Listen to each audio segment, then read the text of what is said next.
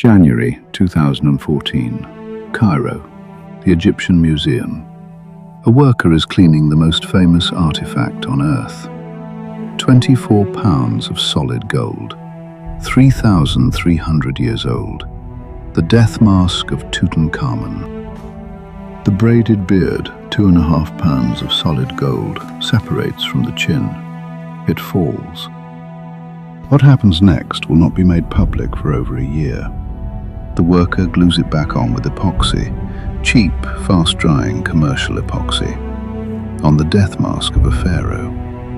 The glue smears across the gold. Someone scrapes it off with a spatula. They scratch the surface. When the truth finally leaks in 2015, the mask is pulled from display for the first restoration it has needed in over 3 millennia. For the first time since Howard Carter lifted it from the mummy in 1925, experts are allowed to examine the mask at close range. They are looking for damage. What they find instead is something far more troubling. Beneath the royal cartouche of Tutankhamun, there is another name. To understand whose name is hiding beneath the gold, you have to go back. Not to the tomb, not to the man who opened it, to the workshop where the mask was made, and to the queen it was made for. Thebes, approximately 1330 BC. The royal workshops along the west bank of the Nile. This is where the gods are dressed. A master goldsmith works a sheet of gold over a wooden form. The metal is pure, 23.5 carats. It will become the Nemes headcloth of a pharaoh. The cobra and vulture are shaped separately. Wajet for Lower Egypt, Nekbet for Upper Egypt. Lapis lazuli is cut for the blue stripes. Obsidian and quartz are set into the eyes. The ears are pierced. In ancient Egypt, this means one thing. Pierced ears appear only on images of women and children, never on an adult male king. This mask is being made for a queen. Her name is Neferneferuaten. The world knows her by another name, Nefertiti. She is the most powerful woman in Egypt, wife of Akhenaten, the heretic pharaoh who abandoned the old gods and declared there was only one, the Aten, the disk of the sun. It was the first attempt at monotheism in the recorded history of the world, and Nefertiti was not merely his consort, she was his co-pharaoh. She ruled beside him as an equal. But the experiment is failing. The priests of Amun have been stripped of their power and their wealth. The temples are closed, the people are uneasy, and then Akhenaten dies. What happens next is chaos. Nefertiti may have ruled alone for a brief time under her throne name Neferneferuaten. Then she too disappears from the record. A boy named Tutankhaten takes the throne. He is 9 years old. He is almost certainly Akhenaten's son, possibly Nefertiti's stepson. The generals behind him change his name. Tutankhaten becomes Tutankhamun. The Aten is abandoned. The old gods are restored. The revolution is over. The boy king reigns for roughly 10 years. He is a puppet. The real power belongs to 2 men. The vizier I, the general Horemheb. And then, without warning, at 18 or 19 years old, Tutankhamun dies. The death is sudden, perhaps a chariot accident, perhaps malaria, perhaps murder. No one knows. But what is certain is this: he was not supposed to die yet, and his burial equipment is not ready. The court has 70 days. That is how long mummification takes. 70 days to prepare a pharaoh's eternal resting place. But Tutankhamun has no tomb carved to the scale of a king. He has no coffin suite. He has no golden mask. So they take someone else's. The goldsmiths return to the workshop. The queen's mask is pulled from storage. The face is cut away from the headpiece. A new face is cast in slightly different gold, 23.2 carats instead of 23.5. It is shaped to match the boy king's features: the wide eyes, the soft chin, the full lips. It is soldered onto the headcloth that was never made for him.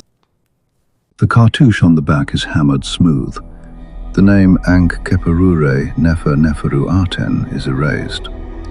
In its place, the scribes inscribe Neb-keperure, Tutankhamun. A spell from the Book of the Dead is added. Thy right eye is the night bark of the sun god. Thy left eye is the day bark. The mask is finished. It fits. Nobody alive will know the difference. Or so they believe. 3,247 years pass. November 1922, the Valley of the Kings. A British archaeologist named Howard Carter has been searching for 6 years. His patron, Lord Carnarvon, has nearly cut his funding. Carter has 1 season left. On November 4th, a water boy stumbles on a step cut into the bedrock. Then another. Then a sealed doorway bearing the cartouche of Tutankhamun. Carter cables Carnarvon in England. He waits 3 weeks for him to arrive. On November 26th, they break through. Carnarvon asks, "Can you see anything?" Carter holds a candle through the hole. Hot air from the chamber makes the flame flicker. He says, "Yes, wonderful things." The tomb is small, only 4 rooms.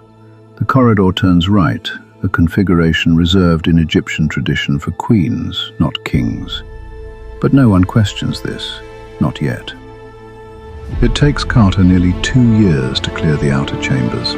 In February 1925, he finally reaches the burial chamber. 3 nested coffins.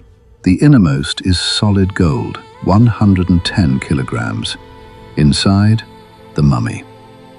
And on the mummy's face, the mask. Carter later writes that his hands tremble as he lifts it. It weighs over 10 kilograms. The gold catches the torchlight. The eyes stare back at him, inlaid with obsidian and quartz.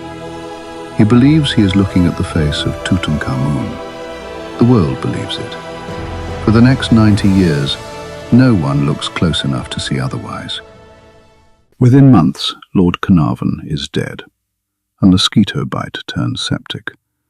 The lights in Cairo reportedly go out at the moment of his death. His dog in England howls and drops dead. The newspapers call it the curse of the Pharaoh. Over the next decade, roughly 20 people connected to the tomb's opening die in circumstances the press deems suspicious. Arthur Mace, Carter's assistant, dies of arsenic poisoning. George J. Gould visits the tomb and dies of fever the next day. Radiologist Archibald Douglas Reed, who x-rayed the mummy, dies of unexplained illness. Carter himself lives until 1939. He never believes in the curse.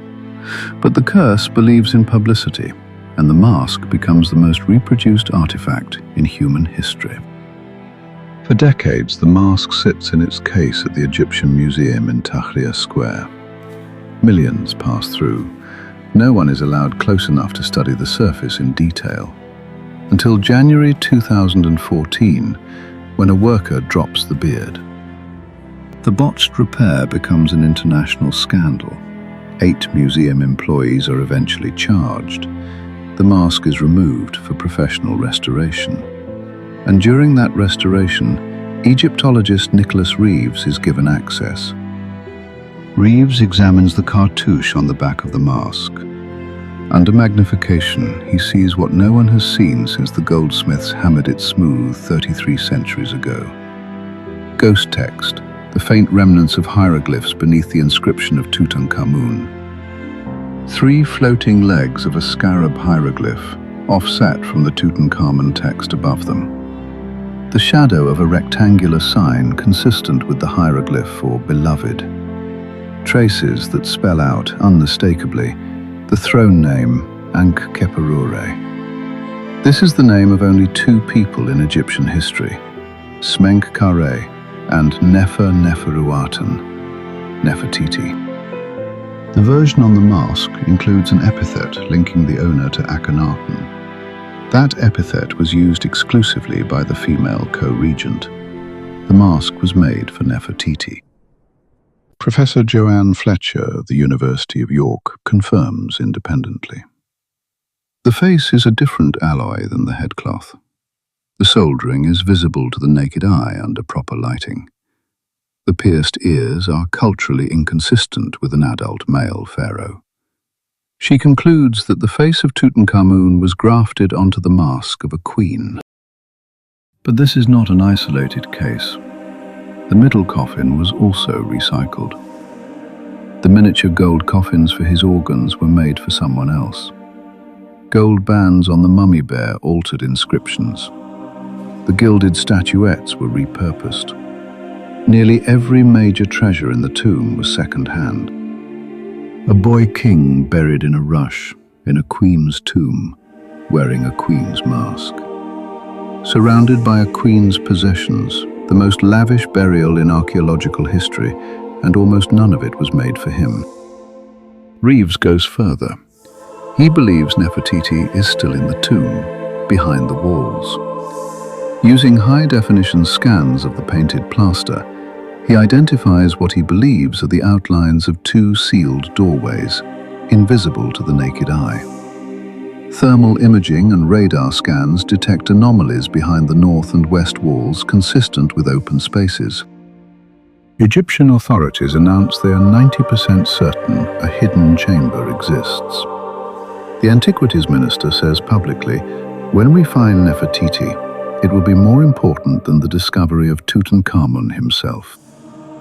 But subsequent scans produce contradictory results. Some teams detect the voids, others do not. The Egyptian government halts further investigation. The walls remain sealed. As of today, no one has broken through.